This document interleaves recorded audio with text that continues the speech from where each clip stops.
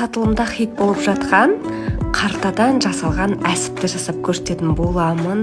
Өте дәмді, керемет болып шығады. Ал бисмиллах, бастаймыз. Ең алдымен қартамыздың сыртын жақсылап тұзбен жақсылап жуып аламыз. Сыртын жуып алған соң теріс қаратып, тағы да ішіндегі жаңағы майлы жақтарын барлығын суды құйып 2-3 реттен қайталап жуып алатын боламыз.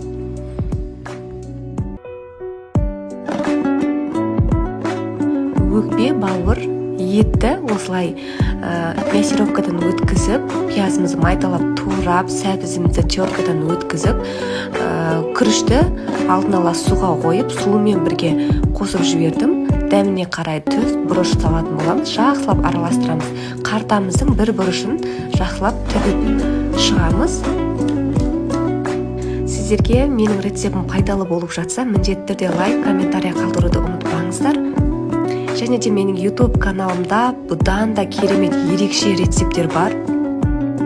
Мінекей, енді оң қаратамыз, майының бәрі іште қалады.